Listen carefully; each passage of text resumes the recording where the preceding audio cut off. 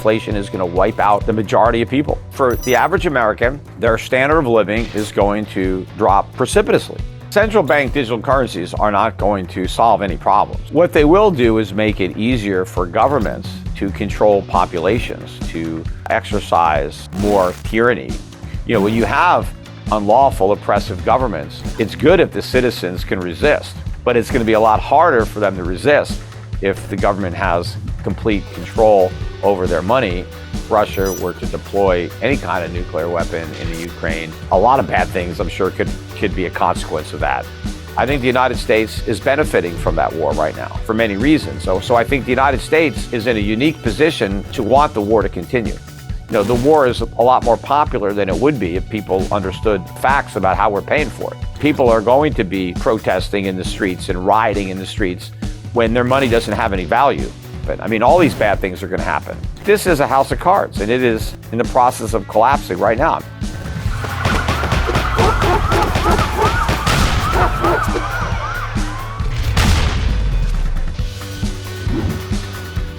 Hi folks, Canadian Prepper here, back once again because the Schiff has hit the fan. We got Peter Schiff himself back in the house, a renowned financial commentator and CEO and Chief Global Strategist of Euro Pacific Capital. How's it going today, Peter?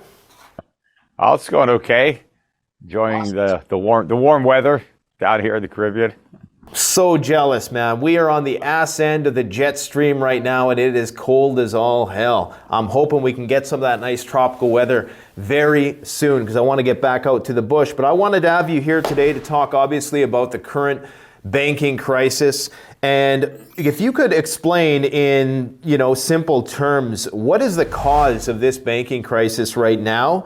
Is it over? Has the crisis been averted? And how bad could it possibly get if it hasn't been averted? Well, first of all, the cause of this financial crisis, and I prefer to call the banking crisis a financial crisis because that's what it is. We called the last one a financial crisis in 2008, and that was a banking crisis as well.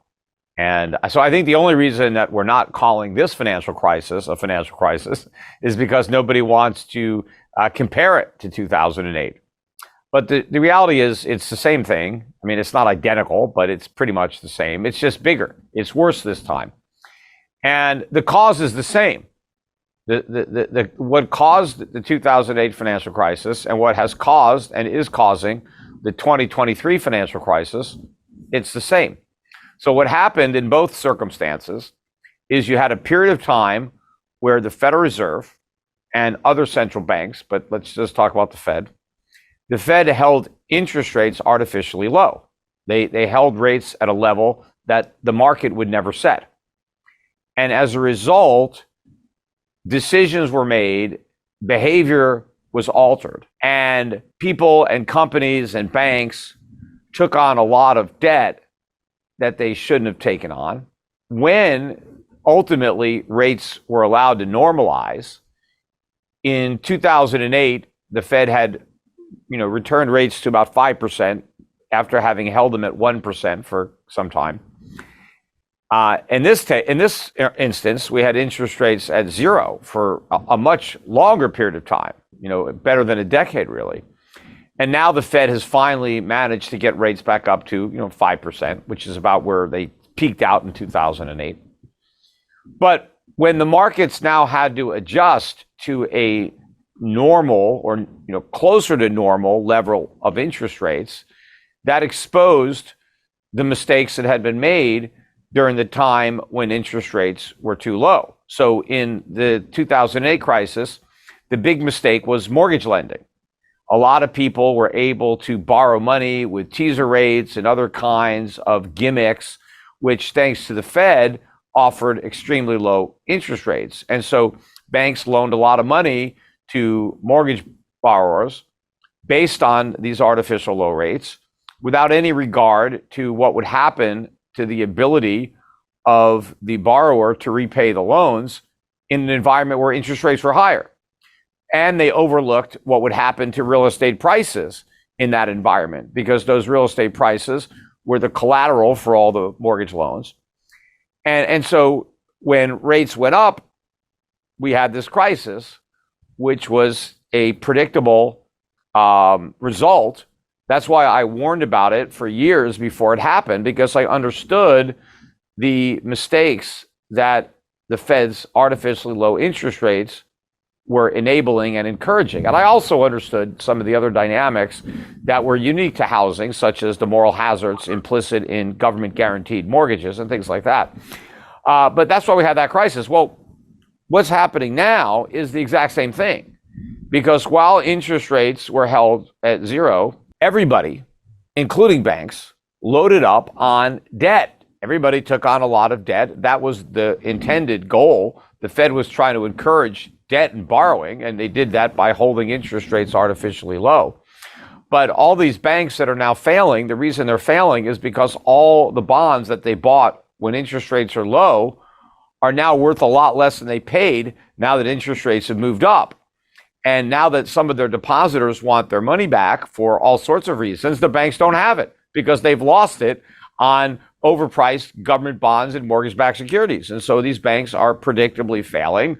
I've been warning for years that this would happen to the banks, exactly what is happening for the specific reasons that it's now happening. Nobody was talking about this a few years ago. I was. Now they're talking about it, but I mean, why didn't they point it out, years ago when, it was an obvious consequence of the Fed's monetary policy mistakes? But it's not just the banks, it's corporate America, it's individual Americans, it's the US government. Everybody did things with 0% interest rates that they would not have done had rates reflected economic reality.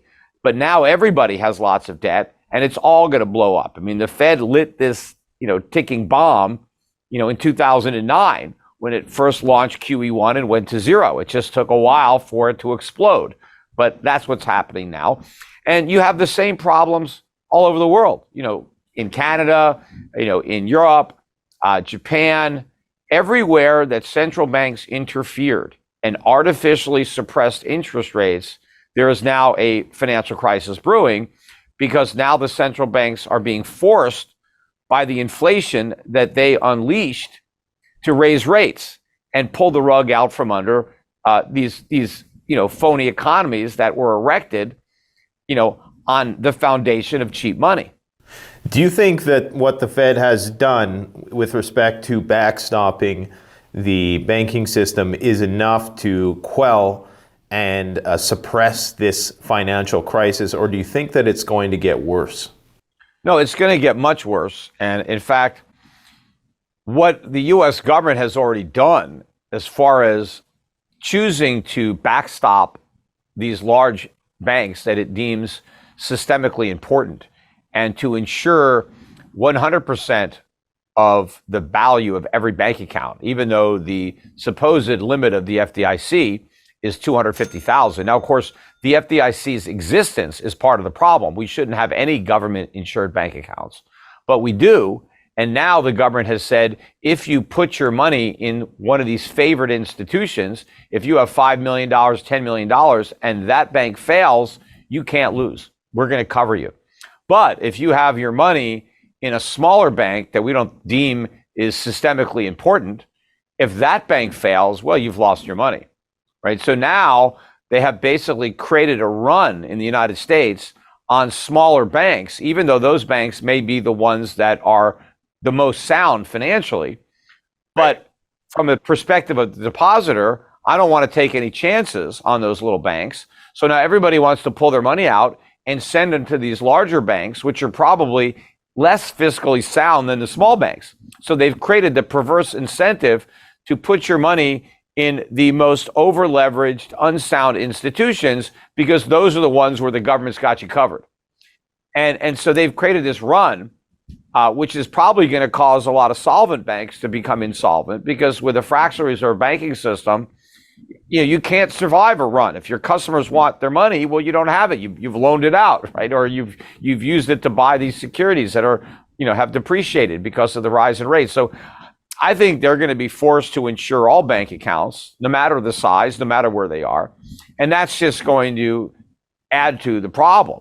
But ultimately, these banks are all going to have to be bailed out through inflation. And that is where we are, that the central banks were willing to fight inflation as long as it wasn't creating a financial crisis. But now that the inflation fight has created a financial crisis, the fight is over. The Fed and other central banks are going to surrender, which is exactly what I have been saying for years. I said the Fed can't fight inflation without creating a financial crisis, which means inflation is going to run out of control, because the minute that financial crisis starts, the Fed is going to surrender.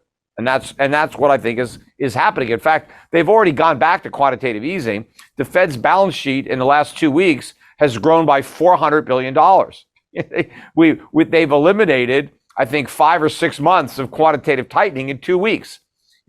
And probably within the next month, the balance sheet is going to exceed $9 trillion. It'll be higher than it ever was prior to them trying to shrink it.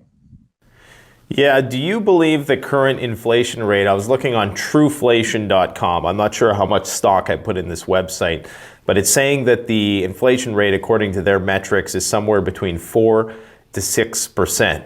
Now, you, in a recent interview you talked about the various ways that inflation has been disguised. And among those things, you talked about shrinkflation, technological deflation, outsourced cheap labor, dual working households, working longer hours. Can you maybe elaborate a bit on how the true inflation is being hidden in the system right now, and when perhaps this inflation bubble is going to pop? Well, I don't know anything about this Trueflation site. I mean, it sounds like a lie if they're claiming the real rate of inflation is actually lower than the one that the government will admit to. I think a much better website would be Shadow Stats, which shows that the true rate of inflation is significantly higher, closer to double what the government will admit to. But the big problem with the CPI is the way it's been designed and the way it's been changed over the years, so that the impact of rising prices is mitigated by the index, so that the index has been deliberately set up not to capture the full extent to which prices are going up. And they do that, through hedonics, by claiming that products are getting better and therefore they're actually getting cheaper, even if their prices are going up. They ignore the degradation of quality. So when a product is of a lower quality, they don't put that as a price increase. But when it is of a higher quality, they put that as a price decrease. So it's a double standard that skews in favor of a lower number. They also use substitution. The basket that they choose is not static. They will rearrange the items that they decide to include in the CPI. Now, at one time, that wasn't the case. Back in the 1970s, it was a fixed basket. It didn't change. But now they change it. If something goes up in price, they could take it out and they could put something else in that didn't go up or went down or whatever. So the whole thing is highly manipulated. Then about a third of it is housing, but they don't use house prices and they don't use rent. They use something that they made up called owner's equivalent rent. And this is something that nobody actually pays, but it's a number that is much lower. So if you look over the last several years, the increase in this so-called owner's equivalent rent is much lower than either the increase of actual rents that people pay when they rent a house or the prices that people pay when they buy a house. So you have the biggest component for shelter is completely screwed.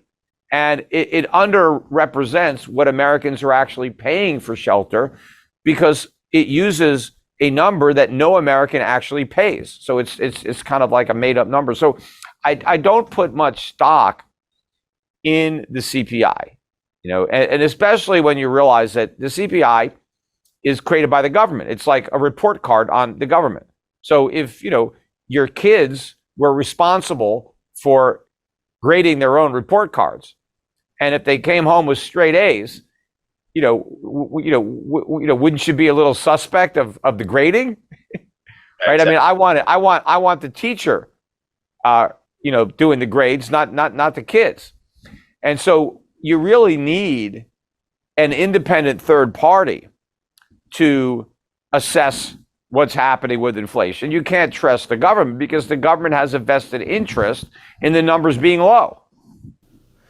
Yeah, and I think another point worth mentioning as we enter into the de-dollarized age, just today, both Fox News and CNN simultaneously made a 5-minute story about how, BRICS and the de-dollarization is now a threat. It's now become a mainstream talking point. And one of the things you talk about is how outsourced cheap labor was a way of offloading some of that inflation, and that when it finally does come back, if not partially mitigated by, autonomous artificial intelligence and autonomous systems, will likely lead to a lot of inflation. Well, yeah, when you look at what inflation literally means, it is an expansion of the money supply. That's where the term inflate comes from, right? Because when you inflate something, you expand it. So when you think about prices don't expand, prices go up, prices go down. So what does that have to do with inflation? Well, inflation has to do with an expansion of the money supply. That's what's being inflated, the supply of money. When you have deflation, it's the opposite. You have a contraction of the supply of money. Now, when you expand the supply of money, when there's more money chasing the goods, the price of goods goes up because now you have more money, right? If we double the amount of money in circulation, all else being equal, the price of goods has to double. Because if the price of goods stayed the same and we had twice as much money, we'd run out of goods. We'd have all this money, right? Because money doesn't create purchasing power. The purchasing power is created by production, by factories and people working. And the output is the output. And then everybody decides, or everybody bids for their share of that output using the money that they have. It's like if you had two auctions, and in one auction, everybody bought $500 to the auction, and in the other auction, everybody bought $1,000, and we auctioned off the same items, right, to the exact same group of people. You would expect that the items that were auctioned off, where everybody had $1,000, would sell for twice the amount as where everybody only had 500. People have more money to bid up the prices, right? And so that's what happens. But here's what happened in the United States. So we print all this money, but instead of having to buy the goods that are available for sale in the United States, which would have bid up the price, Americans could take that money and send it over to China. And now the Chinese would send us products that we didn't have. And so instead of bidding up prices, we're sending the money abroad, we're exporting the inflation, and the Chinese are sending us stuff. And so that's keeping prices from rising because we got extra stuff to spend the money on. Now, what did China do with the money? Well, now they had to deal with the inflation over there because now they have more money in China and less goods because they sent the goods to us. So prices end up being higher in China and lower here. So we export our inflation over there. But then what China also does is they take the dollars that the Fed printed that they earned by selling us goods, and they take those dollars and they buy U.S. Treasuries. They buy mortgage-backed securities. So those prices went up. Financial assets went up. And Americans, of course, got the benefit of that because it kept interest rates down so we could go more into debt to buy more stuff that we didn't produce. So we have this whole bubble economy, which is now in the process of, deflating based on the Fed pricking that bubble by raising rates. And now that the air is coming out, I think they're going to stop raising rates. I think they're going to try to patch up the holes. They've already gone back to quantitative easing. Eventually, relatively soon, they're going to start cutting rates. But that's going to be the catalyst to send inflation up to a whole new level. So as bad as inflation has been, at least, when you're looking at its impact on prices, the high so far for year over year CPI in the US was, I think, 9.1. And the most recent increase was 6%. Much higher in the UK, the last year over year increase was 10.4. So you still have higher numbers coming out of Europe than you do out of the US.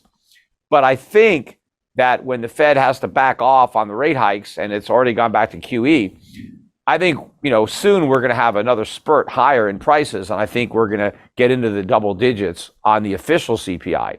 which means unofficially the real CPI is likely, going to be 20% a year or more. When by the time the official CPI goes through 10, the unofficial real CPI will probably go through 20. How long do you think it will take for all this to play out, for the CPI to start ticking up again?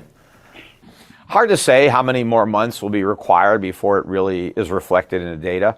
And of course, you're dealing with a highly rigged CPI. So it does take a little bit longer for the impacts to be measured based on the way that the index itself has been, engineered.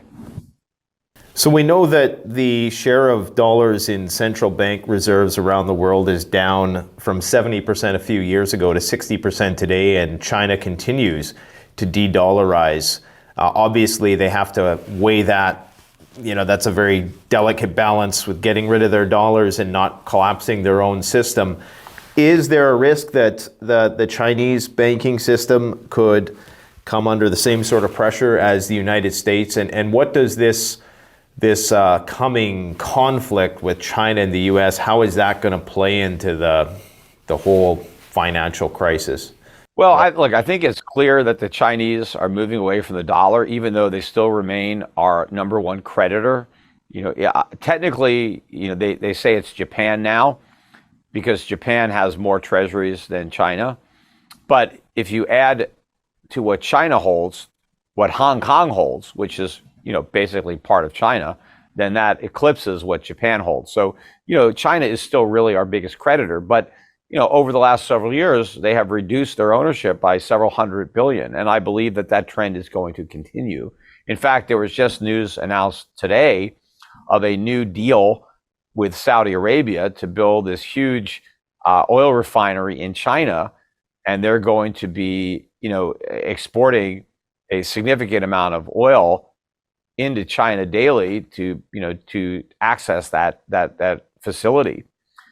But it's clear to me that the relationship between those countries is expanding and growing, especially considering that China just brokered a huge peace deal between Saudi Arabia and Iran, and the U.S. was not involved in those negotiations, and nor is it involved in this deal. But I would imagine that by the time they finish this refinery, which I think is going to be 2 or 3 years from now, but I doubt that the Chinese are going to be paying for Saudi oil in U.S. dollars. So I think this is part of the process of de-dollarizing and putting an end to the petrodollar, and all of this is going to undermine the dollar's role as the reserve currency and the U.S. economic standard of living, which is a function of that. Because if we can't export dollars, then our economy crashes, because it's all dependent on imports. Without the imports, we have over $1 trillion a year trade deficit. Our economy can't function unless countries like China supply us with the merchandise that we buy.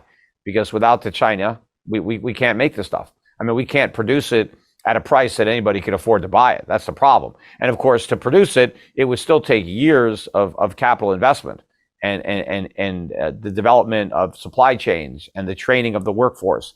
So, it would take a long time for America to even produce the stuff that we're now importing from China. And by the time we could actually produce it, it would cost 3 or 4 times as much. So that would immediately price a lot of Americans out of the market. Yeah, it's really scary to think about the reality check that a lot of people are going to get when they go to buy their iPhone in 10 years, and it's probably 10 times the price because you don't have the cheap labor. You don't have the U.S. as the global reserve currency anymore. Probably going to get more scarcity in terms of various rare earth minerals and things that you need to make a lot of these things. So all of these things are culminating to create the perfect storm for what you called it a crash, but it appears it's going to be like just this explosion in inflation at some point in the near future. Yeah, well, look, not only are iPhones going to be more expensive because of the cost of producing them. And of course, if Apple tried to produce them in the United States, they would be prohibitively expensive. But not only are the prices going to go up, which would, be a reversal of the trend, but the cheap financing is going to go away. One of the main reasons that people can constantly upgrade their phones is because the cellular companies provide the credit. You don't have to write $1,000 check $1,200 check to buy your iPhone. You just get the phone. You don't have to pay anything. And the cell phone company just charges you a little bit more every month with your bill. But where is the cell phone company getting the money? Because they're paying Apple right away. They're not paying Apple in installments. So a lot of that money is being borrowed. The cell phone companies go out and borrow money. They issue debt, low yielding debt, to fund all this. Well, when interest rates are higher because inflation is higher, they can't do that anymore. And so I think when Americans actually have to pay for their iPhones, they're not going to buy them because the ones they have work pretty good. They don't need to upgrade, especially when they need food, they need energy, and they have to buy that stuff. They don't have to get the iPhone 15. If they've already got the iPhone 14, 13, they're fine. They need food more than they need the iPhone 15. So I think a lot of the sales are going to, drop dramatically going forward. It's the question is, when is it all going to hit? But that's what's going to be happening. Yeah, this really could be the end of the line. And what we're really talking about is a protracted period of a reduction in standard of living that I don't think a lot of people really understand the magnitude and scope of how difficult it will be by comparison to how good it is today. Oh, yeah. I mean, for the average American, their standard of living is going to drop precipitously. The things that they take for granted, that they can afford, they will no longer be accessible. People are going to be living a far more frugal life than the one that they live now. Now, there's going to be other people outside the United States, particularly in the emerging markets, where the experience will be the opposite. They're actually going to benefit from this. They're going to see an increase in their standard of living because the goods that they have been producing and exporting to America, they won't stop producing them. They'll just stop exporting them and they'll consume them themselves. And so they'll get more stuff to buy. And therefore, they'll enjoy higher standards of living. So that is how the future is going to play out. It's going to be good for the people who have been doing the production and lending us all the money. And it's going to be bad for the United States because the ride on the gravy train will come to an end. And we're going to have to deal with the consequences of, decades of reckless money printing and taxation and government spending and regulation that has hollowed out our industrial base and created this perverse service sector economy that was always doomed to fail when the foreign countries that were enabling it, stopped. Mm-hmm. And what do you think is going to be the outcome if we do end up, I know you're not a person who speaks too often on like geopolitical matters, but what do you foresee the outcome of a potential conflict between China and the United States? Is this in some way related to that de-dollarization? And I don't know what kind of conflict, certainly we try to talk tough about China, blame China for problems that we create, maybe target them with tariffs. But, the tariffs are not on China. The tariffs are on Americans who want to buy products that are made in China. So it's the Americans who pay the tariffs, not the Chinese. But I don't know that there's going to be any type of war with China, like a hot war or a shooting war. I don't think that's the likely outcome of all this.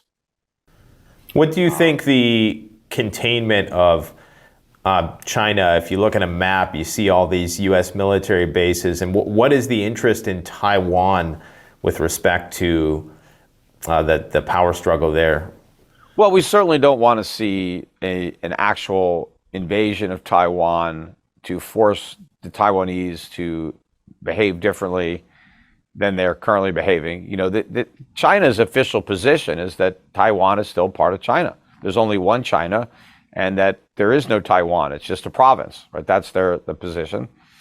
And are they going to intervene to defend that, to make sure that they're not acting autonomously? I obviously think that Taiwan would be better off as its own country. Just like I think a lot of U.S. states would be better off if they were their own country, right? Like, say, for example, Florida or, Texas, some of these states, would be better off if they were to break free of the United States and just operate as their own country. But, that's not going to happen because the U.S. government won't let it happen. And so, China has got a similar position with Taiwan right now. That Taiwan is part of China, and we're, you can't officially go, even though for all practical purposes, they do enjoy their own government and they have their own taxation system and they have their own currency. China just has this position, and hopefully it doesn't end in, any type of war where, lives are lost and property is destroyed. We'll see what happens. But I mean, clearly, I think the United States has an interest in that not happening. But what we actually could do to prevent it remains to be seen, And I think China is going to try to insulate itself from any kind of adverse actions that the U.S. may take economically, such as sanctions like it's currently imposing on Russia. I think we certainly highlighted another reason that the Chinese should de-dollarize and get away from the dollar by showing them what could happen, because, hey, here's what we did to Russia. And so that was a foolish move on our part, because we didn't need to come up with another reason to get the Chinese to dump the dollar. I mean, they should dump it anyway for other reasons, but now we gave them another one. Right. And so to the extent that they were going to make the mistake of continuing with this relationship, this is another reason for them to end it sooner. Yeah, clearly the weaponization of the US dollar is going to force a lot of countries to rethink and de-dollarize.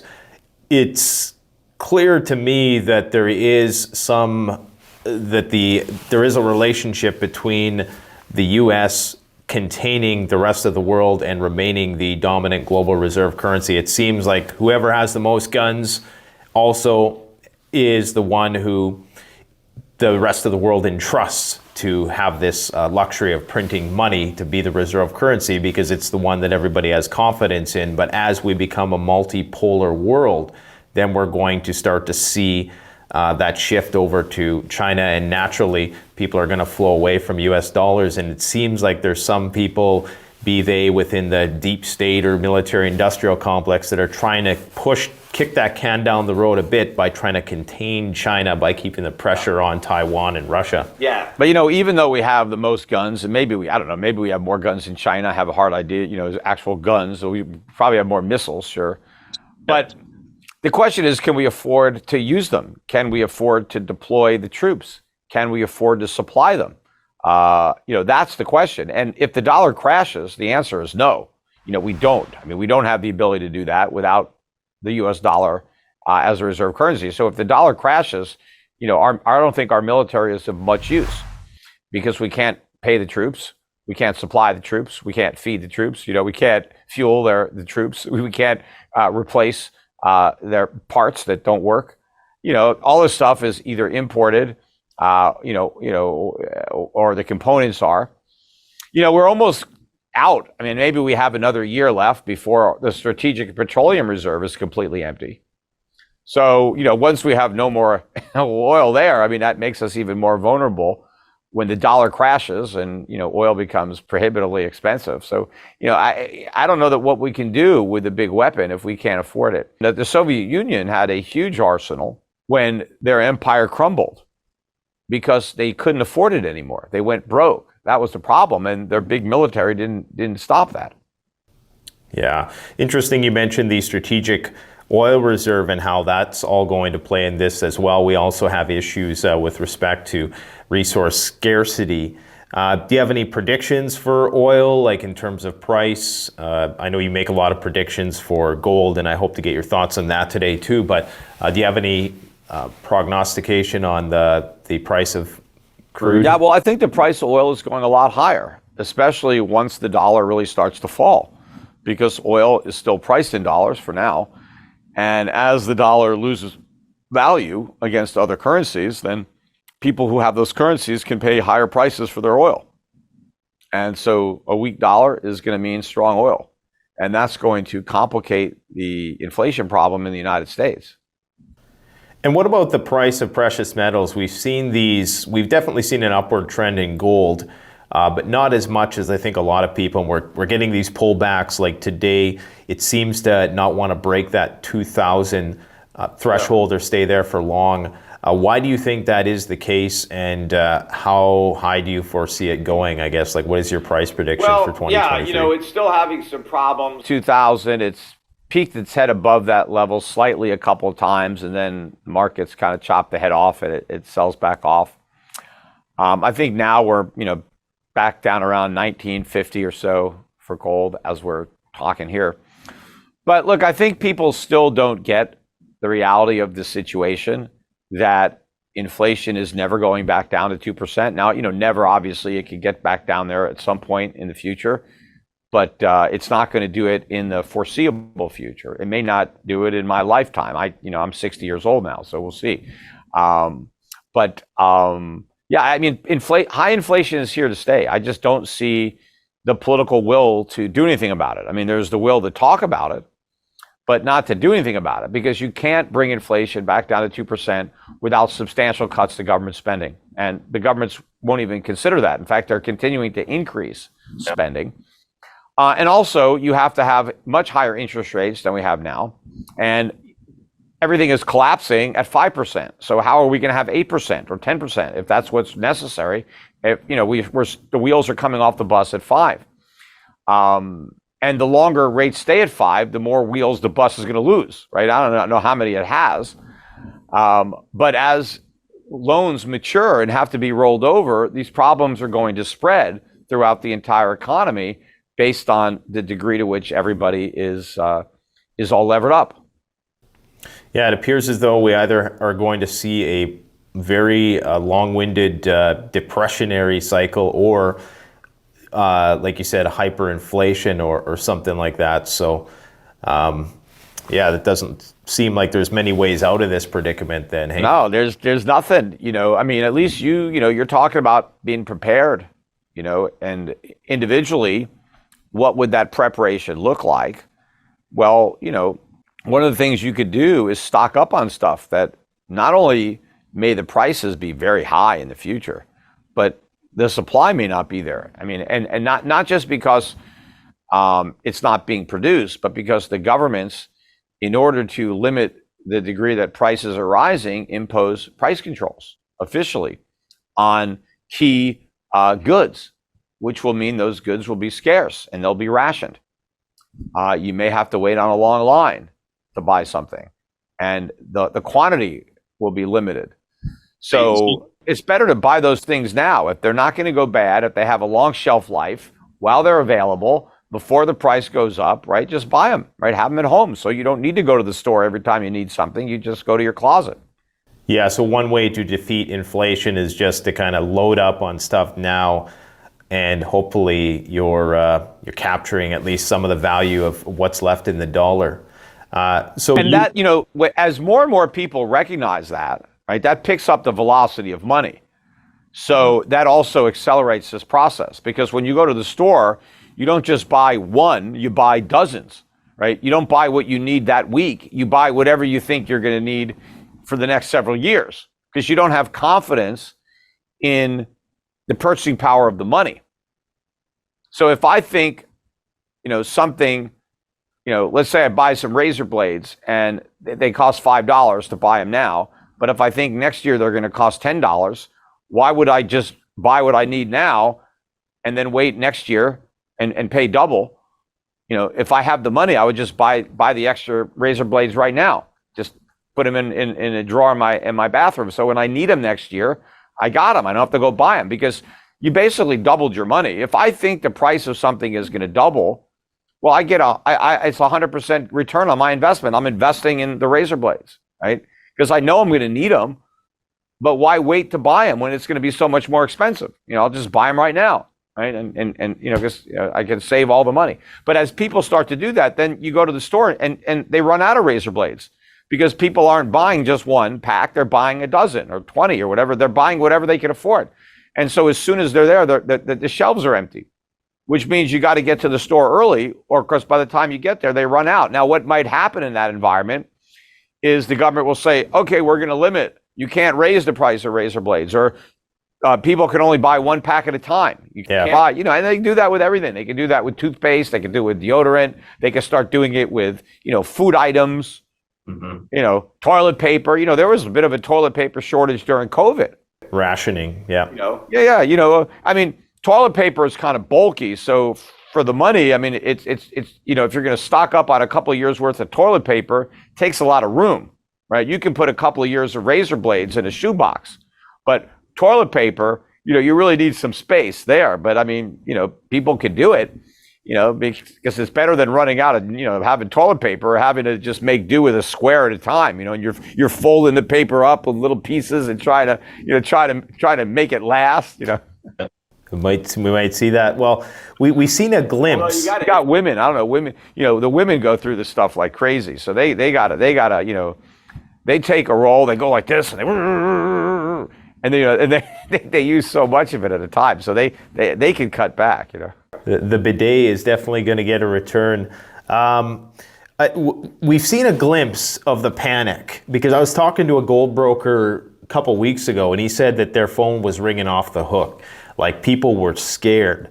And then so quickly though, people that subsided, right? So yeah, we had a lot of sales, and of course I was encouraging people to come in and buy. And I said, look, it could take off. We could blow through 2,000, but we may pull back. I said, but it's not even worth the risk at this point, because I don't think there's a lot of downside to gold right here. I mean, I don't even think we're going back down to 1,800. I mean, I think maybe 1,900. If we even see those prices, because I think enough people now recognize that, the Fed's done hiking, QE is back, inflation's here to stay, you need to own gold. I mean, it's just a no-brainer that you got to buy gold, you got to buy silver. It just hasn't exploded yet, because I don't think people appreciate the gravity of the situation, certainly enough people. Some people, like I do, and some people that follow me and listen to me, so they went out and bought gold.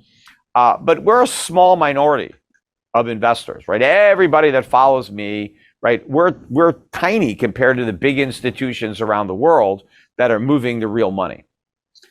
Is when those institutions, pension funds, the endowments, the hedge funds, when these big investors decide that they need to move into gold, then the price is going to just go ballistic. But they're not there yet. I mean, they need more evidence. They need more convincing. They'll get it, but I would rather not wait for that. I'd rather buy now while the prices are really low than wait until everybody can figure it out and the prices are substantially higher. What do you think the next domino to fall that might trigger that? Because we've seen how easily people were quelled after this banking crisis. The Fed came in, they had their emergency meeting, and everybody's like, okay, sigh of relief. I can, put my money back into the markets again or whatever. What do you think is the next trigger that will potentially... I don't know. I mean, it could be another large bank failure or a cluster of smaller bank failures. It could be some blow up in the bond market, corporate bonds, something like that, where you have, big default of a large debtor that comes up. It could be that, there's a big jump up in unemployment claims or something that causes a bigger drop in the dollar, or maybe causes the Fed to cut rates sooner, or telegraph that it's going to cut rates, or maybe the Fed cuts rates, or something could happen, or maybe we could just have a big drop in the market. The markets can suddenly start to reflect these problems, and we can see a big drop in stocks. A lot of things could happen, and they will happen. I mean, all these bad things are going to happen. Question is, which one happens first, how long we have to wait. But this is a house of cards, and it is in the process of collapsing right now. I mean, the Fed built it, and other central banks helped, but this was always inevitable, right? Anybody who is surprised by this banking crisis just doesn't understand economics. The only surprise is that it took so long to happen. So what is the consequence of everybody taking their money out of the small banks and moving it to these big banks, which are supposedly better? What is the end result of that? Well, they're not better. They just have the guarantee. Well, the consequence is the small banks go out of business. They fail. Shareholders lose money. And now there's less competition in banking. And so, the banks can charge more. They don't have as much competition. But also, you're putting more money in the hands of more irresponsible bankers. So you're rewarding them because they were so irresponsible, they're going to get a bailout. Then they're getting rewarded by getting more customers. Instead of losing customers, they're gaining customers. And the banks that were more responsible are the ones that get shut down because they don't have any customers. They can't make any money because their costs are too high relative to their income. So this goes back to your classic argument that anytime the government tries to meddle with the financial system, it ends up badly. Well, whenever the government does anything, it's going to end up badly. I mean, that's why you don't want government to do that much. Government needs to step back, and not get involved. Government is there to protect individual life and property, from people who would, take your life or take your property. That's really where the government use of force is supposed to come in the protection of life and property. It's not supposed to be in there to micromanage the economy, including the banking system. I would rather have a banking system that's regulated by the free market than one that's regulated by government. Now, when this all collapses, a lot of people are predicting that the central bank digital currency is going to be rushed in to try to fix and paper over the problem. What are your thoughts on CBDCs and how they play into this collapse? Central bank digital currencies are not going to solve any problems. I mean, they may compound problems.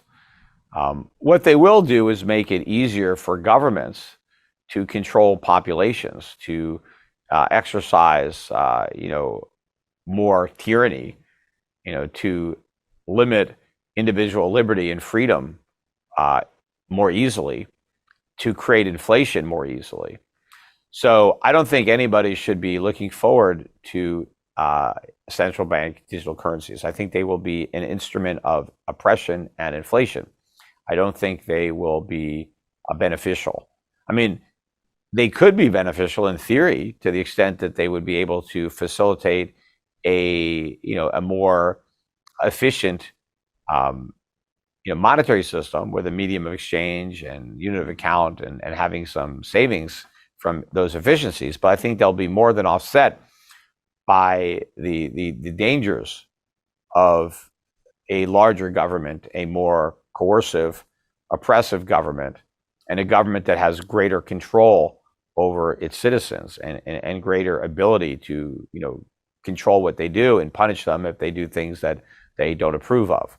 When you have unlawful oppressive governments, it's good if the citizens can resist, but it's going to be a lot harder for them to resist if the government has complete control over their money and can see every single transaction that they effect. Because to the extent that you need to affect transactions to oppose government, they'll be able to find that out and put you in jail, as a political prisoner. So it just makes it hard for there to be any kind of underground resistance to tyranny, at which we want. We want governments. When governments fear the people, you have liberty. When people fear the government, you have tyranny. And we don't want tyranny. We want liberty. We want the government to be concerned about the people's opposition to illegal tactics that they may employ in the future. And of course, I think some of the illegal things are being done right now. It's not like we have to wait for the governments to be oppressive. They're already oppressing us in many ways. I think a lot of what governments do, at least in the United States, I'm not as familiar with the laws in other countries, but I think the U.S. government routinely violates U.S. law. U.S. law, coming from the Constitution. And I think most of what the federal government does anyway is unconstitutional and therefore unlawful. But I think that to the extent that they can move us all into a digital currency, their ability to get away with even more crimes will be enhanced. Yeah, it would not be a coincidence if right when everything goes to hell, we don't have that capability to do things under the radar anymore. I have just a few more questions from you, from a couple friends of mine. They wanted me to ask you your thoughts on this. What would the economic chain of events be that might follow Russia utilizing some sort of tactical nuclear weapon in Ukraine? Or what sort of economic repercussions would you see if there was a escalation in this conflict? Look, I don't know if I have any comments on that are, more than just a guess. That would be any more accurate than anybody else's guess. But obviously, it doesn't sound good. If anybody uses nuclear weapons, I don't think that's going to be a positive thing. So if Russia were to deploy any kind of nuclear weapon in the Ukraine, a lot of bad things, I'm sure, could be a consequence of that, especially for any Ukrainians that happen to be impacted by those nuclear devices. Or anybody else for that matter, in proximity to, the blast. But hopefully that will not happen. But, there is a risk of that, which is one reason that we should not be involved in this conflict the way we are. I mean, we're not physically on the ground fighting, but we are actively supporting the efforts of the Ukrainians to fight. We're supplying them. We're supplying them with arms, ammunition, we're supplying them with money. And if we weren't there doing this, it's most likely that the war would have ended. But the only reason it's continuing is because we're providing the means to do it. Without the United States and the rest of the world, I mean, we're not the only country that is sending all this aid to the Ukraine. But I think if the Ukraine were not receiving all this aid, they would have been forced into a peaceful resolution a long time ago. In fact, they probably wouldn't have even had the war. I mean, they probably would have avoided it through a negotiated diplomacy. Would that have meant that there would have been some concessions made to Russia? Yeah, sure.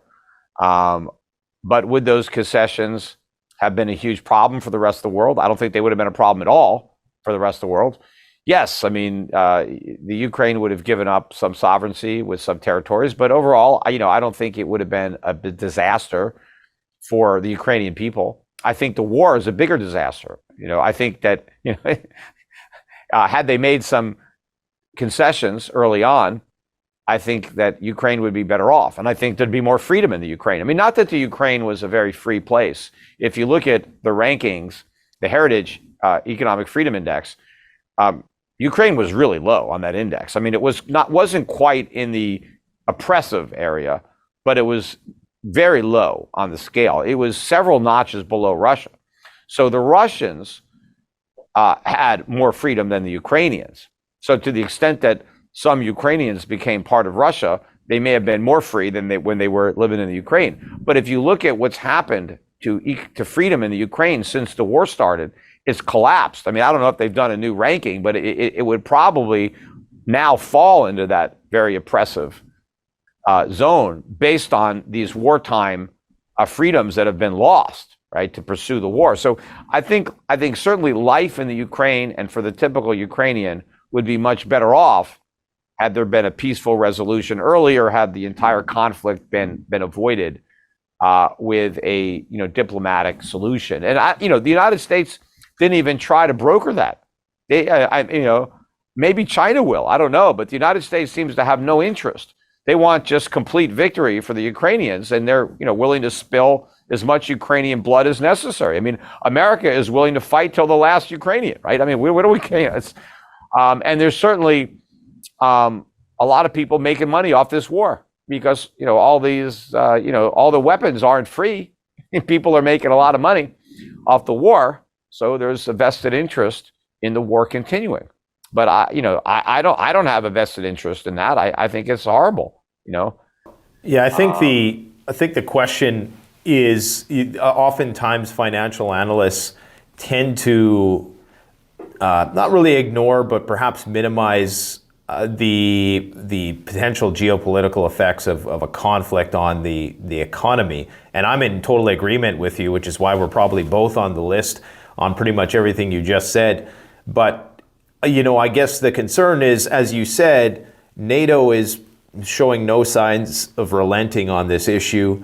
Russia is showing no signs of relenting. So you're reaching a point where there's going to be some possible negative outcome. And I guess the question was, what financial consequence is that going to have? Is that just going to accelerate everything we've just talked The about? financial consequences are already there in that we're spending a lot of money on this war. And so there is an unlimited amount of resources.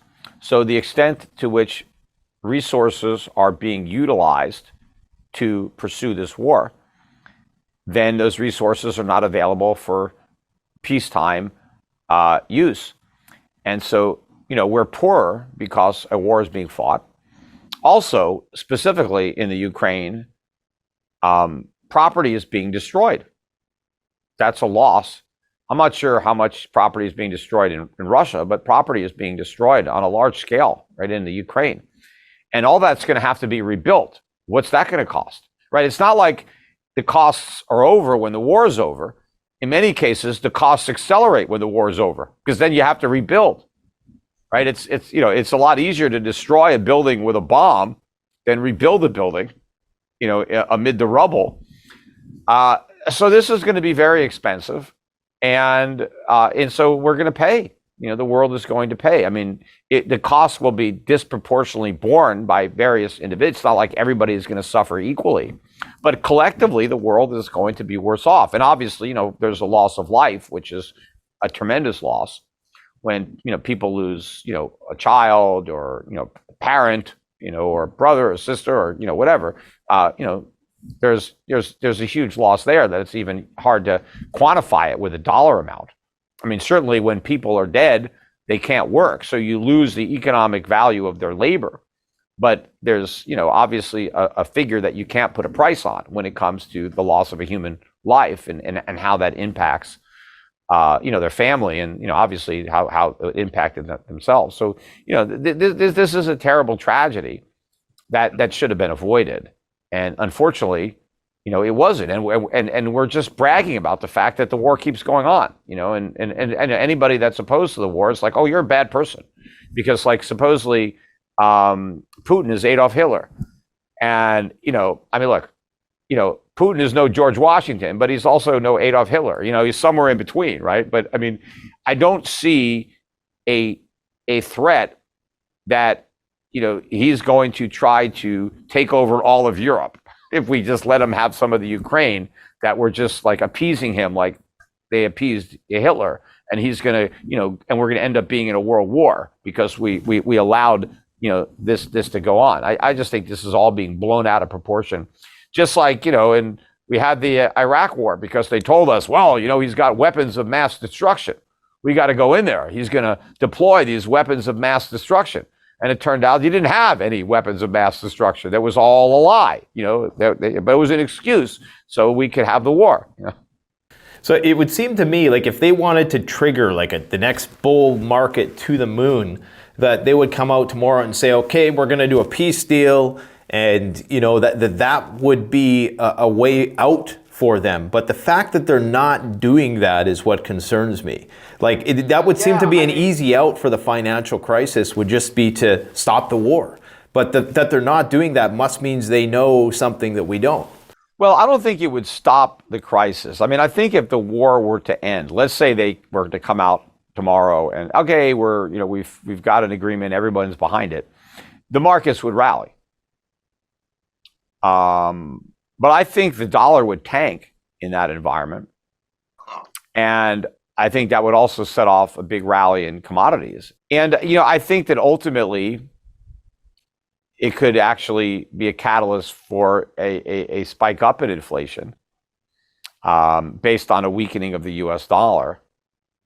People would start buying stuff that they can't afford again. And yeah, I mean, I think the U.S. is in trouble. I think it would definitely be good for the world, and it would be very good for Europe in particular if the war ended. But I don't think it's good for the United States, at least in the short run. I think the United States is benefiting from that war right now for many reasons. So I think the United States is in a unique position to want the war to continue. So we benefit self-interest. We benefit from it how? Well, we benefit from it as a safe haven. A lot of money that's worried, a lot of European money goes into U.S. markets because they're worried about the war and how it will impact their economy, their currency. Yeah, the natural gas. Yeah, we have a lot of businesses, these defense contractors that are able to supply the war effort. It's a great excuse. I mean, it provides politicians with a scapegoat for a lot of things. Oh well, it's the war, it's the Putin. So I think it's very convenient that this war is going on, and it's not politically unpopular because no Americans are dying. It's not like we're sending people over there and they're coming home in body bags. I mean, so no American lives are being lost, and nobody's taxes have been raised. It's not like Biden said, "Hey, we got to support this war, so we're going to have to raise your taxes." Everybody thinks that the money to pay for the wars is free. Nobody, the Fed just prints it. They don't realize that that's why we have inflation. So, the war is a lot more popular than it would be if people understood the facts about how we're paying for it. Well, it's incredible that the entire military budget for 2023 is essentially the same as what the deficit is. So you're paying for all that stuff with nothing. Like China is paying for it, other countries are paying for it in the depreciation of Yeah, I mean, but the deficit is not because of the military spending. In fact, we have about a $2 trillion deficit, which is a lot more than we spend total on the military. I mean, we need to spend some money on the military. We need to have defense of this country, but we don't have to spend anywhere near as much as we do. But the real driver of the deficit is not just military spending. I mean, the big drivers are entitlements, Social Security, Medicare, Obamacare, all this stuff. And nobody wants to cut that. And that's, that's what's really causing the big growth. I mean, but the government is spending more everywhere. So, everything bears some of the responsibility, but the lion's share are in these middle class entitlements that are on autopilot and nobody wants to touch. My last question for you, Peter, because I know you're on a tight schedule right now. What is the way out? What if you were in charge? How do we get out of this crisis with the least amount of pain? Well, I talk about the least amount of pain over the course of time, because my solution would involve more pain now, but a lot less pain later.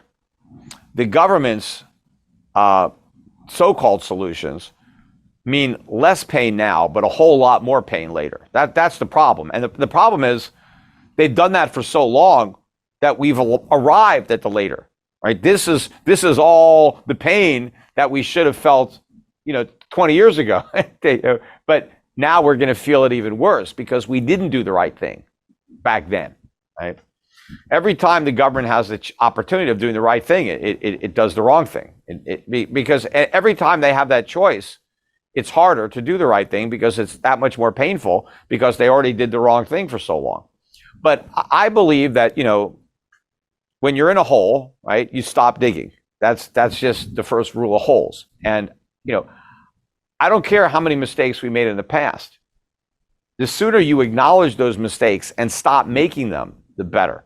You can't just keep making more mistakes because you don't want to own up to the consequences of your prior mistakes.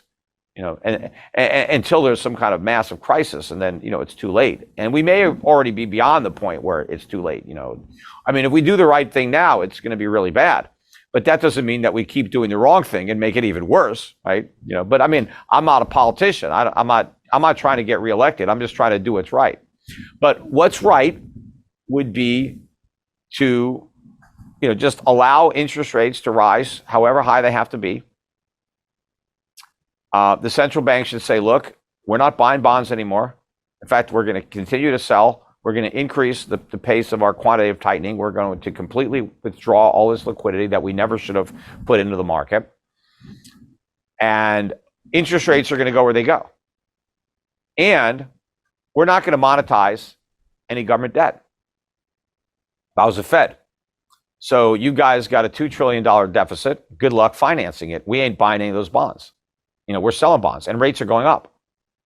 And in that environment, what would the government do? The government would have to cut spending. They would have to slash spending across the board on everything because they wouldn't be able to finance the debts. Or they would have to default on the debts. Either way, but it's better than what we're doing now. But that would lead to significant cuts in government spending. And that's what we need. But, in that environment, stock prices would crash, bond prices, real estate prices, people would lose money, companies would default, there'd be a bunch of bankruptcies. Yeah, there'd be a bunch of pain. But we'd get over it. We'd restructure the economy in a healthy way, and hopefully, on the other side of that pain, there'd be a lot of opportunity to have lasting prosperity in a freer economy. It'd be great if we could have deregulation, if we can return to sound money. I mean, there are a lot of things that we could do to put the country on a much better foundation, provide a lot of relief to average Americans who, will no longer have to pay these high taxes. If we get rid of a lot of these entitlement programs that never should have existed, but we could liberate the economy. We could allow young people to go out there and work and earn money and not have to pay these horrific rates of taxation, either through payroll taxes or now through inflation. So a lot of people would benefit if we did the right thing. They may experience some short-term pain, but there's a lot of long-term gain that would follow. Yeah, there'd definitely be a lot of civil unrest if some of those things were put into practice, especially today. Well, yeah, but there's going to be civil unrest if they're not done. Because what's going to happen ultimately, if we don't do the things that need to be done, we're going to have runaway or hyperinflation. And that's going to be much worse. Yeah. You're going to wipe out everybody in that circumstance. People are going to be, protesting in the streets and rioting in the streets when their money doesn't have any value. And you can't buy food, or you can't pay for electricity or anything because, you got money that's worthless. So, or the government has got price controls and there's, widespread shortages and power failures and long lines for food. You don't think there's going to be civil unrest on those lines? You think Americans are going to be nice and polite and wait in those lines for hours and hours to get a little bit of food? I don't think so. So what you're saying is this ends in a riot. It's just what kind of riot? Yeah, look, there's going to be a lot of problems. I'd rather get it done now than make it worse and have to endure it later. And at least have a viable solution that offers hope, free market capitalism, than just more government and more socialism.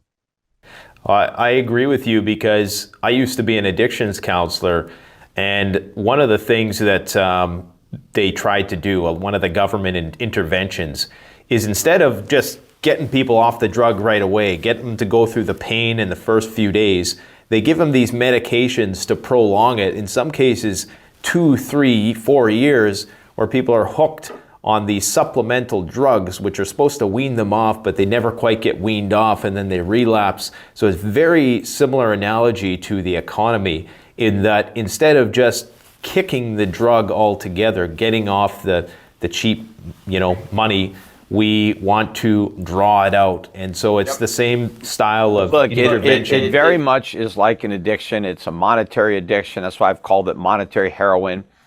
And, heroin addicts don't want to go into rehab.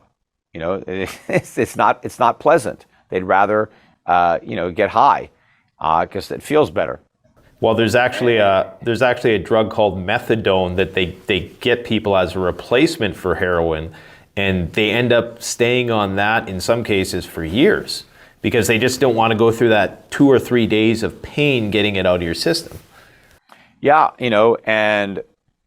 there's be a lot of pain, especially for the politicians who are going to get voted out of office, because, there's a tendency to shoot the messenger when it comes to an election. So if you're in office, when bad stuff happens, you get blamed for the bad stuff, even if it's not your fault, even if it was the consequence of policies that took place before you were elected.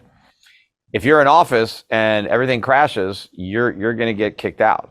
So nobody wants to be in office when it happens. So that's why everybody wants to kick the can down the road and hope it blows up on somebody else's watch. But at some point, again, you've run out of road and you got to deal with it. And we're really close. If we haven't already run out, there's not much left. Well, I personally look forward to your next viral video at We Are the 99% 2.0, whenever that kicks off here, which should be any day now. Yeah. And in the meantime, too, I mentioned, what you can do to prepare, in addition to, fortifying your house and stocking up, you can prepare financially. And that's what I'm helping people do at my company, Your Pacific Asset Management, is preparing portfolios so people don't go broke. Inflation is going to wipe out the majority of people. And so understanding inflation and preparing for it and protecting yourself is the most important thing you can do financially. And that's what I'm helping people do, at my asset management company. I mean, get portfolios ready and in the right asset classes, in the right countries, in the right currencies, in the right sectors, to not only have a portfolio that can weather high inflation, but will actually thrive, will actually deliver better returns in that environment. And you could do that. You just, got to get it done. You got to act, beforehand. And I've got, a whole team of portfolio managers that works for me, picking out the stocks that are most likely to thrive during this environment. And so you can contact my representatives and see how those strategies would work into your account and how we can help you manage your money. Yeah, and you guys have won some awards, I think, in the last couple of years for... Yeah, we've gotten several awards for top performing funds, and I think that's going to just get better over time. And we are registered up in Canada, so we can do business in all the provinces legally. We can take your accounts, we can manage your money, even your retirement accounts, from my office here in Puerto Rico. So, regardless of which side of the border you're living on, here in North America, we can help you. Yeah, so for anybody who wants to minimize risk, then definitely go and check out Peter Schiff's YouTube channel. Is there any, or you have a website, I'm sure, for Pacific? Yeah, the website above my shoulder, the Europac.com. That's from the website for my asset management company. So go there and listen to my podcast. You go to my YouTube channel, schiffradio.com. I do this podcast. I've been doing them live recently with video. So, but most of the time I just tape them and they're audio, but I've been doing them, video live recently. But there's a lot of information there, that I'm putting out, and there's a lot of misinformation in the mainstream media. So I think, you need to tune in and listen to my podcast, because if you want to know what's actually happening, that's where you're going to get the information. Great stuff. Well, I encourage people to go and check that out. And thanks a lot for coming out again, Peter. I very much appreciate it. It's an honor to have you here every time you come on. It's always great. And guys, let's help get Peter to 1 million subs. So go over there and subscribe to his channel after this video. Twitter, where I'm almost at 1 million. I've got about 530,000 YouTube subscribers, but I'm about 950,000 Twitter followers. So I'm close to 1 million if you want to follow me on Twitter. Just need a little push to get up there. Nice. Right on, man. Well, thanks. But you can subscribe to my YouTube channel as well. I hope to eventually get up to 1 million there too, but it's going to take longer.